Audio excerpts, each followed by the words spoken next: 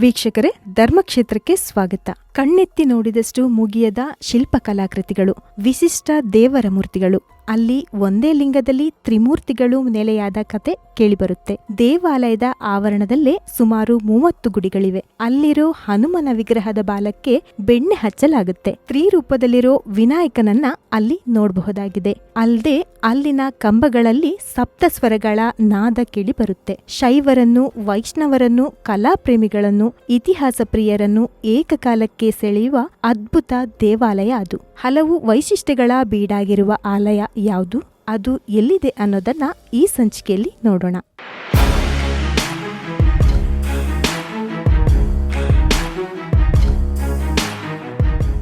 ಸ್ನೇಹಿತರೆ, ದೇಗುಲಗಳ ನಾಡು ತಮಿಳುನಾಡು.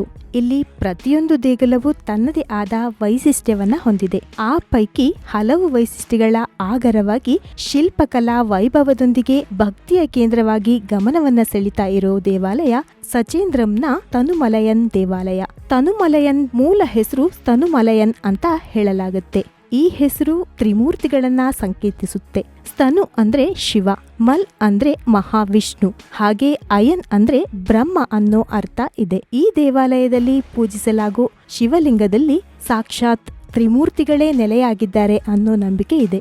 ಹೀಗಾಗಿ ಈ ಲಿಂಗದ ಮೇಲ್ಭಾಗವನ್ನ ಶಿವ ಎಂದು, ಮಧ್ಯದಲ್ಲಿ ಮಹಾವಿಷ್ಣು ಹಾಗೂ ಕೊನೆಯಲ್ಲಿ ಬ್ರಹ್ಮನು ನೆಲೆಯಾಗಿದ್ದಾನೆಂದು ಹೇಳಲಾಗುತ್ತೆ. ಸಾಮಾನ್ಯವಾಗಿ ಭಾರತದ ಎಲ್ಲಾ ಸ್ಥಳಗಳಲ್ಲಿ, ಪುಣ್ಯಕ್ಷೇತ್ರಗಳಲ್ಲಿ ಕೇಳಿಬರೋ ಹಾಗೆ ಇಲ್ಲಿ ಕೂಡ ಈ ಸ್ಥಳದ ಕುರಿತಾಗಿ ಹಲವು ಪುರಾಣ ಕಥೆಗಳು ಕೇಳಿಬರುತ್ತವೆ. ನಿಮ್ಗೆಲ್ಲ ಮಹಾಪತಿವ್ರತೆ ಅಹಲ್ಯೆಯ ಕುರಿತಾಗಿ ಗೊತ್ತಲ್ವಾ? ಈ ಅಹಲ್ಯೆಯನ್ನ ಮೋಸ ಮಾಡಿದ್ದ ಇಂದ್ರನಿಗೆ ಮಹರ್ಷಿ ಗೌತಮರು ಶಾಪವನ್ನ ನೀಡಿದ ಬಗ್ಗೆಯೂ ನೀವು ಕೇಳಿರ್ತೀರಾ. ಕೆಲವು ಕಥೆಗಳ ಪ್ರಕಾರ ಇಂದ್ರನಿಗೆ ಮೈಯೆಲ್ಲ ಕಣ್ಣಾಗೋ ಹಾಗೆ ಶಾಪ ಸಿಕ್ತು. ಆದ್ರೆ ಕೆಲವು ಮೂಲಗಳು ದೇವರಾಜನಿಗೆ ಮೈಯೆಲ್ಲ ಯೋನಿಯಾಗೋ ಹಾಗೆ ಶಾಪ ಸಿಕ್ತು ಅಂತ ಹೇಳ್ತಾರೆ. ಹೀಗೆ ಶಾಪಗ್ರಸ್ತನಾದ ಇಂದ್ರ ಶಾಪ ಪರಿಹಾರಕ್ಕಾಗಿ ತಮಿಳುನಾಡಿನ ಕಡೆಗೆ ಬರ್ತಾನೆ. ತ್ರಿಮೂರ್ತಿಗಳನ್ನ ಆಹ್ವಾನಿಸಿದ ಶಿವಲಿಂಗವನ್ನ ಸ್ಥಾಪನೆ ಮಾಡಿ ಪೂಜಿಸಿ ತನ್ನ ಶಾಪದಿಂದ ಮುಕ್ತಿಗೊಂಡ.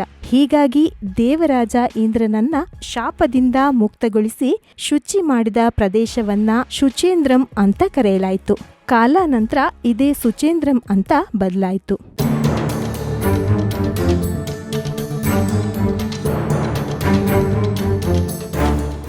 ಇನ್ನೊಂದು ಸ್ಥಳ ಪುರಾಣದ ಪ್ರಕಾರ ತಮ್ಮ ಪತ್ನಿಯರ ಒತ್ತಾಯದ ಮೇರೆಗೆ ತ್ರಿಮೂರ್ತಿಗಳು ಮಹಾಪತಿವ್ರತೆ ಅನಿಸಿಕೊಂಡಿದ್ದ ಅತ್ರಿ ಮುನಿಯ ಪತ್ನಿ ಅನುಸೂಯೆಯನ್ನ ಪರೀಕ್ಷಿಸುವುದಕ್ಕಾಗಿ ಭೂಮಿಗೆ ಬರ್ತಾರೆ. ಈ ಅತ್ರಿ ಮಹರ್ಷಿ ದಂಪತಿಗಳು ಜ್ಞಾನಾರಣ್ಯ ಅನ್ನೋ ಪ್ರದೇಶದಲ್ಲಿ ವಾಸ ಮಾಡ್ತಾ ಇದ್ರು.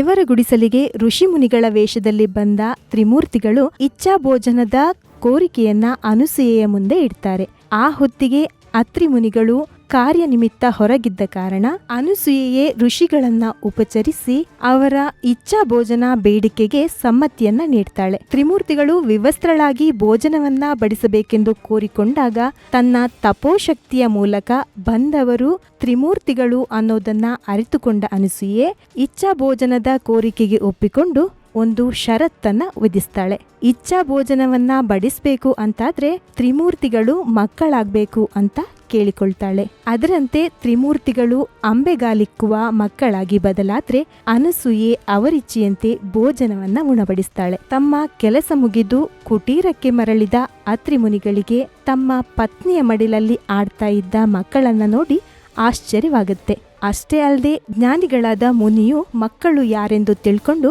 ಅವರಿಗೆ ನಮಸ್ಕರಿಸಿ ತಾವು ತ್ರಿಮೂರ್ತಿಗಳಿಗೆ ಮಾತೆಯ ಮಮತೆಯನ್ನ ಉಣಿಸ್ತಾ ಇದ್ದ ಪತ್ನಿಯ ಜೊತೆಯಾಗ್ತಾರೆ. ಅತ್ತ ಪತಿವ್ರತೆಯನ್ನ ಪರೀಕ್ಷಿಸುವುದಕ್ಕಾಗಿ ಕಳುಹಿಸಿದ ತ್ರಿಮೂರ್ತಿಗಳು ಎಷ್ಟೊತ್ತಾದ್ರೂ ಹಿಂತಿರುಗದೆ ಇರೋದನ್ನ ಕಂಡು ಆತಂಕಗೊಂಡ ತ್ರಿಶಕ್ತಿಯರು ಅಂದ್ರೆ ಸರಸ್ವತಿ, ಲಕ್ಷ್ಮಿ, ಪಾರ್ವತಿಯರು ಸೀದಾ ಅತ್ರಿ ಮುನಿಯ ಆಶ್ರಮಕ್ಕೆ ಬರ್ತಾರೆ. ಅಲ್ಲಿ ಮಕ್ಕಳಾಗಿ ಆಡ್ತಾ ಇದ್ದ ತಮ್ಮ ಗಂಡಂದಿರನ್ನ ಕಂಡು ವಿಸ್ಮಿತಗೊಂಡು ಅನುಸೂಯೆಯ ಬಳಿ ತ್ರಿಮೂರ್ತಿಗಳನ್ನ ಮೂಲ ಸ್ವರೂಪಕ್ಕೆ ಕರೆತರುವಂತೆ ಕೇಳಿಕೊಳ್ತಾರೆ. ಸರಿ ಅಂದ ಅನುಸೂಯೆ. ಅದಕ್ಕೆ ಅನುಮತಿಸಿದ ಅನುಸೂಯೆ ತ್ರಿಮೂರ್ತಿಗಳನ್ನ ಸಹಜ ರೂಪಕ್ಕೆ ಮರಳಿಸ್ತಾಳೆ. ಅತ್ರಿ ದಂಪತಿಗಳಿಗೆ ಹರಸಿದ ತ್ರಿಮೂರ್ತಿಗಳು ತಮ್ಮ ಅಂಶಗಳನ್ನ ಹೊಂದಿದ್ದ ಮಕ್ಕಳನ್ನ ದಯಪಾಲಿಸ್ತಾರೆ. ಹಾಗೆ ಈ ಸ್ವರೂಪದ ಕುರುಹಾಗಿ ತ್ರಿಮೂರ್ತಿಗಳ ಅಂಶಗಳನ್ನ ಸೇರಿಸಿ ಲಿಂಗದ ರೂಪದಲ್ಲಿ ತಾವು ಮಕ್ಕಳಾಗಿ ಆಡಿದ ಜಾಗದಲ್ಲಿ ನೆಲೆಯಾದ್ರು ಅಂತ ಸ್ಥಳ ಪುರಾಣಗಳು ಹೇಳುತ್ತವೆ. ಹೀಗಾಗಿ ಅತ್ರಿ ಅನಸೂಯ ಮಹರ್ಷಿ ದಂಪತಿಯ ಆಶ್ರಮವಿದ್ದ ಜಾಗವೇ ಈ ಸುಚೇಂದ್ರಂನ ತನುಮಲಯಂ ದೇವಸ್ಥಾನದ ಪ್ರದೇಶ ಅನ್ನೋ ನಂಬಿಕೆ ಕೂಡ ಇದೆ. ಹೀಗಾಗಿ ಇಲ್ಲಿ ಮುಖ್ಯ ಗರ್ಭಗುಡಿಯಲ್ಲಿ ಶಿವಲಿಂಗವನ್ನ ಆರಾಧನೆ ಮಾಡಿದ್ರೂ ಕೂಡ ದೇವಾಲಯದ ಮುಖ್ಯ ದೇವರು ತ್ರಿಮೂರ್ತಿಗಳು ಅಂತಲೇ ಹೇಳಲಾಗುತ್ತೆ. ಇಲ್ಲಿ ತ್ರಿಮೂರ್ತಿಗಳ ಜೊತೆಗೆ ಪ್ರಮುಖ ದೇವರು ಅನಿಸಿಕೊಂಡಿರೋದು ಆಂಜನೇಯ. ಇನ್ನು ದೇವಾಲಯದ ಆವರಣದಲ್ಲೇ ಸುಮಾರು 22 ಅಡಿ ಎತ್ತರದ ಹನುಮನ ಮೂರ್ತಿ ಇದೆ. ಈ ಆಂಜನೇಯನ ಪ್ರತಿಮೆ ತ್ರೇತಾಯುಗದಲ್ಲಿ ಲಂಕಾ ದಹನವನ್ನ ಮಾಡಿದ್ದ ಅಂಜನಿ ಪುತ್ರನ ಪ್ರತಿ ಅಂತ ನಂಬಲಾಗುತ್ತೆ.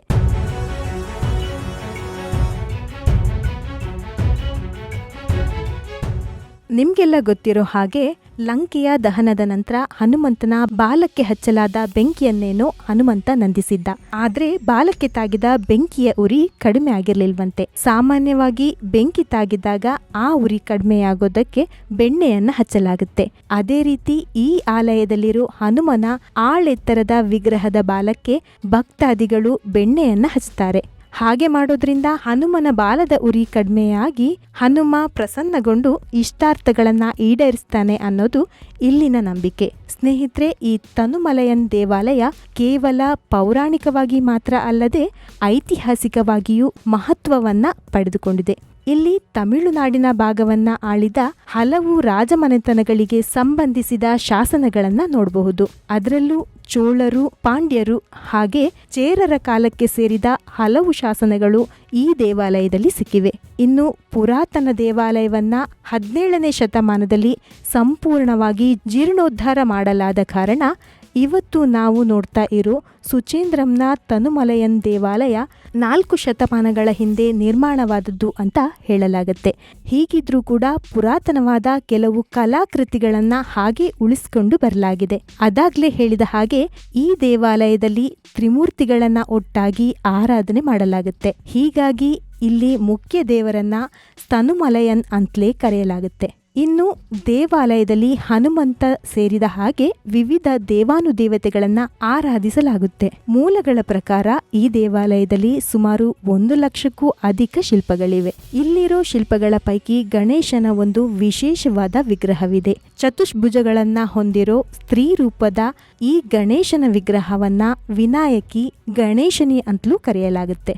ಅಂದ್ರೆ ಸ್ತ್ರೀ ರೂಪದ ವಿಗ್ರಹಕ್ಕೆ ಗಜನ ಮುಖವನ್ನು ನೀಡಲಾಗಿದ್ದು ಕೈಗಳಲ್ಲಿ ಕೊಡಲಿ ಹಾಗೂ ಶಂಖ ಸೇರಿದಂತೆ ಯುದ್ಧಾಯುಧಗಳಿವೆ. ಹೀಗಾಗಿ ಗಣೇಶನ ಸ್ವರೂಪದ ಹೆಣ್ಣಿನ ಶಿಲ್ಪವನ್ನ ಇಲ್ಲಿ ವಿನಾಯಕಿ ಅಂತಲೇ ಗುರುತಿಸಲಾಗುತ್ತೆ. ಇನ್ನು ಈ ದೇವಾಲಯದ ವಾಸ್ತುಶಿಲ್ಪದ ಕುರಿತಾಗಿ ನೋಡೋದಾದ್ರೆ ದೇವಾಲಯದಲ್ಲಿ ತಮಿಳು ಹಾಗೂ ಕೇರಳ ವಾಸ್ತುಶೈಲಿ ಸಂಗಮವನ್ನ ಕಾಣಬಹುದು.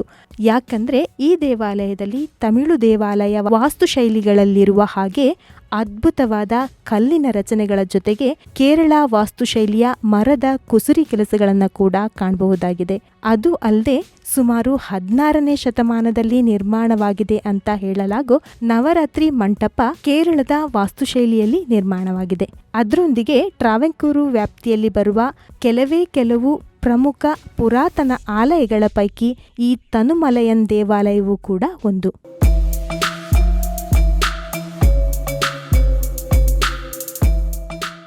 ಈ ದೇವಾಲಯದ ಗೋಪುರ ಸುಮಾರು 134 ಅಡಿಗಳಷ್ಟು ಎತ್ತರವಿದ್ದು ದೇವಾಲಯ 7 ಅಂತಸ್ತನ್ನ ಹೊಂದಿದೆ. ಹೀಗಾಗಿ ಕೆಲವು ಕಿಲೋಮೀಟರ್ಗಳಷ್ಟು ದೂರಕ್ಕೆ ದೇವಾಲಯದ ಗೋಪುರ ಸ್ಪಷ್ಟವಾಗಿ ಗೋಚರಿಸುತ್ತೆ. ಇನ್ನು ಈ ದೇವಾಲಯದ ಮತ್ತೊಂದು ಪ್ರಮುಖ ಆಕರ್ಷಣೆ ಅಂದ್ರೆ ಸಂಗೀತದ ಸ್ವರಗಳನ್ನ ಹೊಮ್ಮಿಸುವ ಕಂಬಗಳು. ಇಲ್ಲಿನ ಅಲಂಕಾರ ಮಂಟಪದಲ್ಲಿ ಒಂದೇ ಕಲ್ಲಿನಿಂದ 5.5 ಮೀಟರ್ ಎತ್ತರದ 4 ಕಂಬಗಳನ್ನ ನಿರ್ಮಾಣ ಮಾಡಲಾಗಿದ್ದು ಈ ಕಂಬಗಳನ್ನ ಮ್ಯೂಸಿಕಲ್ ಪ್ಲರ್ಸ್ ಅಂದ್ರೆ ಸಂಗೀತದ ಕಂಬಗಳು ಅಂತಲೇ ಗುರುತಿಸಲಾಗುತ್ತೆ.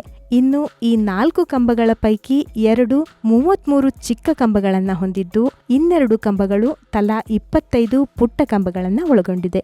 ದೇವಸ್ಥಾನಕ್ಕೆ ಸೇರಿದ ನೃತ್ಯ ಮಂಟಪದಲ್ಲೂ ಕೂಡ ಸುಮಾರು 1035 ಕಲ್ಲಿನ ಮಂಟಪಗಳಿದ್ದು ವಿವಿಧ ಕಲಾಕೃತಿಗಳಿಂದ ಅಲಂಕೃತವಾಗಿದೆ. ಹಾಗೆ ಈ ದೇವಾಲಯದಲ್ಲಿ 13 ಅಡಿ ಎತ್ತರ ಹಾಗೂ 21 ಅಡಿ ಉದ್ದವಿರುವ ದೊಡ್ಡ ನಂದಿಯ ವಿಗ್ರಹವಿದ್ದು ಇದು ಭಾರತದಲ್ಲಿ ಅತಿ ದೊಡ್ಡ ನಂದಿ ವಿಗ್ರಹಗಳ ಪೈಕಿ ಒಂದು ಅನಿಸಿಕೊಂಡಿದೆ. ಇನ್ನು ಶಿವ ವಿಷ್ಣುವಿನ ಅದ್ಭುತ ಪ್ರತಿಮೆಗಳನ್ನ ಕೂಡ ಕಾಣಬಹುದಾಗಿದೆ. ಸ್ನೇಹಿತರೆ, ಈ ಸುಚೇಂದ್ರಂ ಅನ್ನೋದು ಒಂದು ರೀತಿಯಲ್ಲಿ ದೇವಾಲಯಗಳ ನಗರಿ. ತನುಮಲಯನ್ ದೇವಾಲಯದ ಪ್ರಾಂಗಣದಲ್ಲಿ ಸುಮಾರು 30 ಗುಡಿಗಳಿವೆ ಅಂತ ಹೇಳಲಾಗುತ್ತೆ. ಇನ್ನು ಸುಚೇಂದ್ರಂನ ವ್ಯಾಪ್ತಿಯಲ್ಲಿ ದ್ವಾರಕಾ ಕೃಷ್ಣ ದೇವಾಲಯ, ಕರುಪಸ್ವಾಮಿ ದೇವಾಲಯ, ಅಕ್ಕರೈ ದೇವಾಲಯ, ಮುತ್ತರಮ್ಮನ್ ದೇವಸ್ಥಾನ, ಪರಂಬಲಂ ನಟರಾಜ ದೇವಸ್ಥಾನ ಸೇರಿದ ಹಾಗೆ ಹಲವು ದೇವಾಲಯಗಳಿವೆ. ಈ ಸುಚೇಂದ್ರಂ ಕನ್ಯಾಕುಮಾರಿಯಿಂದ 11 ಕಿಲೋಮೀಟರ್ ಹಾಗೂ ನಾಗರಕೋಯಿಲ್ನಿಂದ 7 ಕಿಲೋಮೀಟರ್ ದೂರದಲ್ಲಿದೆ. ಕನ್ಯಾಕುಮಾರಿ ಭಾರತದ ವಿವಿಧ ನಗರಗಳಿಂದ ಸಾರಿಗೆ ಸಂಪರ್ಕವನ್ನ ಹೊಂದಿದೆ.